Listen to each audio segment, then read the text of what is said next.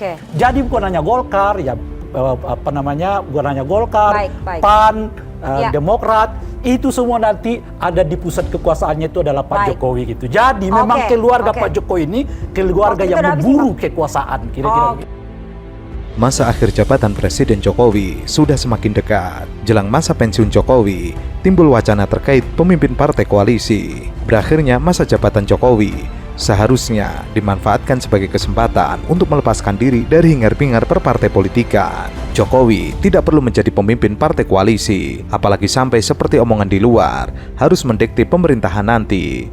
Serahkan saja sepenuhnya kepada Prabowo Gibran.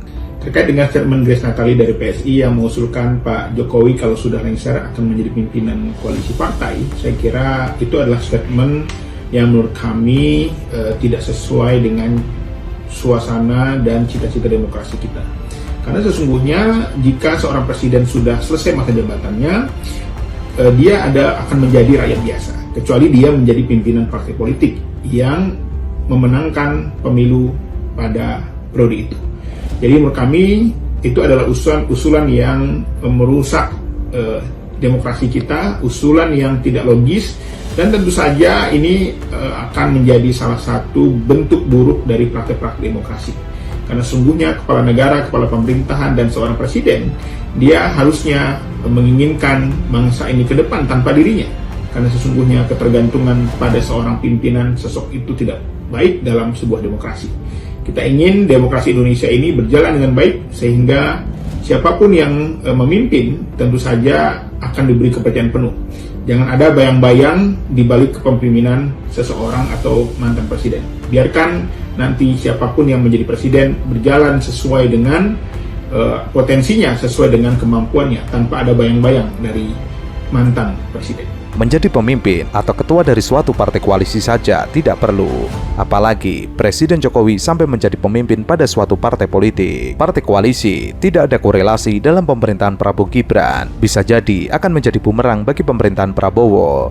Mungkin hanya partai-partai gurem yang akan mendapatkan keuntungan. Contohnya, apa yang dilakukan oleh Presiden Republik Indonesia ke-6, yakni SBY, yang benar-benar menikmati masa pensiun saat berakhirnya masa jabatan sebagai presiden. SBY begitu lengser dari jabatan presiden, ia benar-benar menikmati pensiunnya, bukan sibuk mengurus Partai Demokrat. Adapun dampak dan manfaat untuk menempatkan Presiden Jokowi sebagai presiden partai koalisi tidak pernah dikaji oleh partai-partai yang berada di bawah naungan Koalisi Indonesia Maju. Cerdas dan mereka mengkritisi wacana yang disampaikan tadi gitu. Jadi misalnya ungkapan soal Machiavellian ini, itu kan dia mengingatkan sebenarnya, mengingatkan penguasa yang ya dengan menghalalkan segala cara dengan ya mengabaikan etika dan moral hanya untuk berkuasa terus dan terus. Nah itu yang makanya itu yang saya kasih gambaran tadi gitu, bagaimana rangkaian perjalanan dari ya orang yang menghendaki. Jadi sebenarnya pertanyaan mereka ini adalah ya memberikan antitesa terhadap wacana yang disampaikan. Karena ini masih berkaitan dengan orang yang sedang dibicarakan ini gitu. Yaitu Pak Jokowi yang masih ingin cawe-cawe setelah tidak lagi berkuasa. Nah ini yang disebut Machiavellian sama dia gitu. Cerita partai politik kita itu dipersatukan oleh kepentingan masing-masing. Udah, kalau nanti ada yang merasa nggak cocok nih dengan pembagian kursi, gua keluar kata dia kan, dan sebagainya. Udahlah, itu omong-omong semua. Itu yang pertama. Nah yang kedua, wacana ini boleh ditanggapi tadi menindaklanjuti apa yang disebutkan oleh Pak Andreas. Nafsu berkuasa orang nggak ada batasnya. Ya kan, kalau setelah presiden selesai gua masih bisa berkuasa, gua akan ambil juga kekuasaan itu. Satu, taruh di Golkar, mungkin melalui Gibran kata Qadari tadi. Yang kedua, kalau anak gua ada di Golkar, gua juga ingin semuanya bersama gua gitu loh. Maka dibentuklah namanya koalisi permanen itu. Jadi bukan hanya Golkar, ya bukan hanya Golkar, PAN, Demokrat, itu semua nanti ada di pusat kekuasaannya itu adalah Pak Jokowi gitu. Jadi memang keluarga Pak Jokowi ini keluarga yang memburu kekuasaan, kira-kira. Jokowi lebih tepatnya menjadi penasehat, tidak perlu ada intrik-intrik menguasai koalisi parpol pemenangan pemilu. Sementara itu, banyak pakar menyebut Prabowo Subianto yang paling tepat menjadi pemimpin Partai Koalisi Indonesia Maju jika ia terpilih menjadi presiden. Jika koalisi lagi-lagi dipimpin oleh Presiden Jokowi yang masa jabatannya berakhir 20 Oktober 2024, justru terlihat aneh. Hal itu tidak bagus dan terasa aneh, bahkan janggal kalau Jokowi menjadi pimpinan KIM karena masa jabatannya berakhir 20 Oktober 2024 mendatang. Tentunya koalisi inginkan hal itu terus berlanjut. Bila Jokowi tetap ingin menjadi ketua KIM, hal itu menandakan adanya keinginan kekuasaan yang berlanjutan dan hendak mengendalikan koalisi partai. Padahal saat pelantikan presiden terpilih, Jokowi tidak menjabat sebagai presiden lagi. Jadi untuk apa Jokowi ingin menjadi ketua KIM karena tidak memiliki jabatan atau kekuasaan kembali? Seharusnya pemimpin KIM itu adalah presiden terpilih Prabowo Subianto. Ini fakta. Bisa senang maupun tidak, kelihatannya Jokowi ingin berkuasa dan menjabat terus dan mengendalikan partai-partai koalisi. Rencana ini sepertinya tidak akan diterima oleh anggota koalisi yang mendukung Prabowo Gibran. Alasannya, bisa saja anggota koalisi tidak bersedia menerima Jokowi sebagai ketua koalisi besar karena sudah tidak menjabat sebagai presiden dan bisa dibilang posisinya lemah.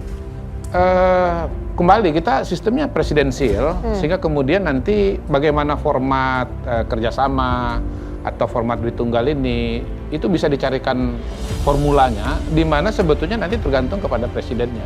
Tetapi soal bingung nggak bingung itu sebetulnya gampang aja. Kita memang hidup di negara sistem presidensial ya. Tetapi kalau kita hidup di negara-negara sistem parlementer misalnya, ada namanya kepala pemerintahan, perdana menteri, ada juga kepala negara. Segalanya sudah punya aturannya, semua sudah ada batasan wewenangnya gitu. Jadi nggak masalah. Tapi itu jadi kebingungan dalam level persepsi itu tidak perlu terjadi. Karena untuk negara yang punya dua kepala ya, perdana menteri dengan presiden, itu bisa berjalan. Bahkan di beberapa negara itu ada yang namanya sistem campuran, kayak Perancis itu dia kombinasi. Tapi tetap berjalan aja. Kalaupun misalnya ada yang namanya koalisi permanen, hemat saya itu bukan bicara pemerintahan loh, tapi bicara koordinasi politik. Jadi secara pemerintahan itu nggak perlu ada kebingungan. Presidennya tetap satu, Prabowo Subianto. Wakilnya tetap satu, Gibran Rakabuming Raka. Tetapi dalam menggalang dukungan politik, bisa saja ada satu institusi atau satu tokoh yang dimintakan bantuannya untuk mengkonsolidasikan kekuatan politik tersebut. Jokowi bukan ketua partai politik dan hendak mengatur ketua parpol. Bisa jadi para ketua umum bakal menolak. Koalisi KIM mendukung Prabowo Gibran akan rasional dan realistis yang berbasis pada rasionalitas dan realitas. Artinya, ketika Prabowo terpilih sebagai presiden, seharusnya sosok ketua umum Partai Gerindra inilah yang menjadi ketua koalisi Indonesia Maju. Melihat realita yang ada, deal-dealnya adalah Prabowo yang akan menjadi ketua KIM. Itu kuncinya dan tidak perlu diotak-atik, karena KIM akan patuh dan tunduk pada presiden terpilih, bukan pada Jokowi sebagai mantan presiden. Saat Jokowi tidak menjabat lagi sebagai presiden, posisinya terbilang lemah dan tidak bakal kuat menjadi ketua KIM.